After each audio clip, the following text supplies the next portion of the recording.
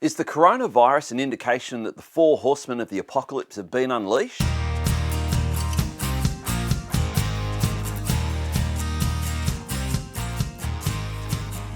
In the book of Revelation, after the vision of heaven, John on the island of Patmos is shown a vision of what awaits the world. Now, he told his original hearers, the original readers of this, those Christians in the 7 churches in what we today call Turkey, or back then was called Asia or Asia Minor, he told them that these things were about to take place. They would be happening very, very soon. And I think it's with that in mind that we need to read this passage. Because after all, what was prophecy in the Bible, oftentimes we look back on it now and it's actually history. For the greatest example of this was when the prophets predicted, they prophesied the coming of the Messiah. That was prophecy. In fact, it's probably one of the greatest prophecies. But now for us, it's history. And so what was prophecy for the original recipients of Scripture may well be history. And in order to find out whether it is, we need to look at history. And to do that, we have to look at the intention. We have to look, as it is, as it were, over the shoulder of the original readers. In Revelation chapter 6, it starts off and it shows that there would be an opening of 7 seals. And it says this, "Now I watched when the Lamb opened one of the 7 seals. And I heard one of the 4 living creatures say, with a voice like thunder, 'Come.' And I looked, and behold, a white horse, and its rider had a bow, and a crown was given to him, and he came out conquering and to conquer." Now I guess I want to look over the shoulder of the original recipients of this revelation, which in Greek is known as the apocalypsis. So when we talk about the 4 horsemen of the apocalypse, that's where that word apocalypse comes from. How would they have understood this? Well, there's a high probability they would have seen this as a description of Caesar Augustus, the first emperor of Rome. His predecessor was Julius Caesar, who was the king of Rome, who reigned for 2 years. Actually, Augustus, whose name was Octavian, was adopted by his uncle, Julius, and thereby fell in line, after a little bit of a civil war, to become the emperor. And indeed, he was crowned emperor, and he did go out conquering. And we read about Caesar Augustus in Luke chapter 2 and verse 1. We then read, "When he opened the 2nd seal, I heard the 2nd living creature say, 'Come.' And out came another horse, bright red. Its rider was permitted to take peace from the earth, so that people should slay one another, and he was given a great sword." Now again, how would the original readers of this apocalypse, this revelation, have understood that? Well, they may well have understood it as the next emperor, the next in line after Caesar Augustus, and that was Caesar Tiberius. Now he's mentioned in Luke chapter 3 verse 1. And with his reign, indeed, there was wars. There was a lot of bloodshed happening around about that time. We read on. "When he opened the 3rd seal, I heard the 3rd living creature say, 'Come.' And I looked, and behold, a black horse, and its rider had a pair of scales in his hand. And I heard what seemed to be a voice in the midst of the 4 living creatures saying, 'A quart of wheat for a denarius, and 3 quarts of barley for a denarius, and do not harm the oil and wine.'" And after Tiberius came Caligula. And of course, that was a pretty disastrous reign by pretty much any measurement. And it led to some of these things being described here with the opening of the 3rd seal. And it's quite reasonable that the original recipients were going, "Oh, I see what's happening here. We're tracking history."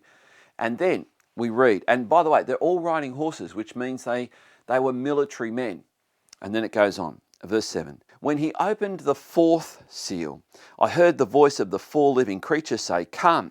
And I looked, and behold, a pale horse, and its rider was Death, and Hades followed him. And they were given authority over 1/4 of the earth to kill with sword, and with famine, and with pestilence, and by wild beasts of the earth." Well, I can understand why some people might think that's happening today. This is the 4th horseman of the apocalypse riding today. But here's the problem. How would the original readers have understood this? And that actually matters because oftentimes we can interpret a scripture appropriately and properly when we look at how it was originally understood, because that gives perhaps the clearest intention of what this meant. Well, the next Caesar in line with this is Caesar Claudius. Now, interestingly, it says famine and pestilence come with him. In fact, we read Caesar Claudius, who's mentioned in Acts 11, verse 28. And it says this, because it's Agabus the prophet standing and declaring, "Thus says the Holy Spirit, a famine is coming on the land." And Dr. Luke, the writer of the book of Acts, tells us this was fulfilled. And there's an example of what was prophecy is now history. And so he tells us this was fulfilled during the reign of Caesar Claudius, the fourth horseman. So it's quite reasonable that the original readers of this, those Christians from the 7 churches in Asia Minor, are reading this going, wow, he's tracking history here. I wonder if he's coming up to the present day and going beyond it. Because remember, we're only up to the 4th seal, and there's 7 of these seals. Well, what's interesting is the opening of the 5th seal is not riding a horse. And it says, when he opened the 5th seal, I saw under the altar the souls of those who had been slain for the word of God and for the witness they had borne. They cried out with a loud voice, O sovereign Lord, holy and true, how long before you will judge and avenge our blood on those who dwell on the earth? Then they were each given a white robe and told to rest a little longer, until the number of their fellow servants and their brothers should be complete, who were to be killed as they themselves had been. Now, the interesting thing is this, we've noted the 5th seal is not riding a horse. So chances are the pattern of these first 4 seals being military leaders is not the case. Indeed, the next emperor was not a military emperor. That was Caesar Nero. He came to the throne by political manipulations, largely from his mother, around the age of 17, or actually the age of 17. And it was Caesar Nero that began a war against Christians. And Caesar Nero orchestrated the death of tens of thousands of Christians around the empire at this time. In fact, it lines up perfectly here because it says, and the martyrs cried out, those who had been slain for the gospel, those who had been slain for the word of God and for the witness they had borne. This lines up perfectly with what we know from history at the time of the original recipients of the book of Revelation, who were around about when this was written in 65 AD. So, in answer to the question, who were the 4 horsemen of the apocalypse, the first 4 seals? Well, there's a high likelihood that these were Augustus, Tiberius, Caligula, who's not mentioned in Scripture, and then Claudius, who is. So 3 out of those 4 are actually mentioned, and what we know about them from history and from Scripture lines up with the pattern that we're seeing here in Revelation. Again, this principle, what was prophecy is often now history for us. So what was prophecy for the original recipients is now history for us. Now this raises the question. Some people say, okay, granted, this may have already been fulfilled, but it will be fulfilled again. And here's the question. How do you know that? Why would you say that?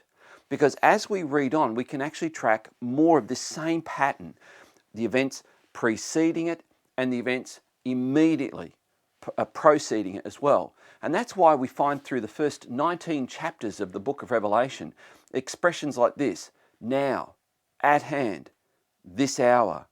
And these expressions give an immediacy. And that adds to the opening chapter of the book of Revelation, which says, for those reading it, those who are under pressure, this is a generation of Christians who their brothers and sisters in Christ were being killed by the tens of thousands around the empire. And so they didn't know if they were going to be alive much longer. And the one writing to them had also had a death attempt, an execution attempt placed on him when he was exiled to Patmos. And so John was also one of the last surviving apostles around this time. When he wrote the Revelation, Peter had already been executed. Paul had already been executed. In fact, some see a reference to the death of Paul, arguably the first Christian to be beheaded, is mentioned in Revelation chapter 20. So he's referring to events that the original readers were already aware of. Now here's the point. We can look back and see how the first 19 chapters have been fulfilled. We can see, I think we can make a very strong case that the writers of the four horsemen of the apocalypse, as they're known as, have also been fulfilled. We can see that the fifth seal was the Emperor Nero, Caesar Nero. And we can see that the remaining seals have also been fulfilled. We can see this culminated with the close of the Old Testament. After all, Hebrews 8:13, which was written around about 63 AD, so 2 years before the book of Revelation was written, it said this, amazingly, the last verse in Hebrews chapter 8, the old covenant has been made obsolete and is about to be done away with. And I think Revelation, there's a great case to be made, and I'm not the first one to make it. This is a case that early church fathers were making from the 3rd and 4th centuries right through to the present time, that we can see with pretty good reliability based on the standard means, the standard practice for interpreting Scripture, that all of those first 19 chapters have been fulfilled. And so what does that mean for us today? It means that we can look back on history, look at what God's Word said would happen, and it did happen, and now we can look at what the Bible says will happen, and that's described from Revelation chapter 20, about verse 4 or so, that there will ultimately come a judgment. All of us will stand before the throne of God. There will be a resurrection of all people, some resurrected to life, some resurrected to eternal condemnation. This means, and the relevance of it is immediately obvious, that we today need to make sure that we have secured our relationship with God. And there's only one way to do that, and that's through turning to Jesus Christ. And the book of Revelation reinforces this. It's one of the greatest arguments for the divine inspiration of Scripture.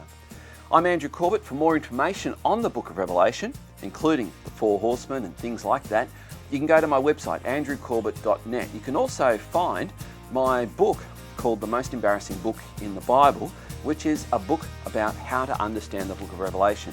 You can find that on Kindle, in Amazon. You can also find it on my website as well.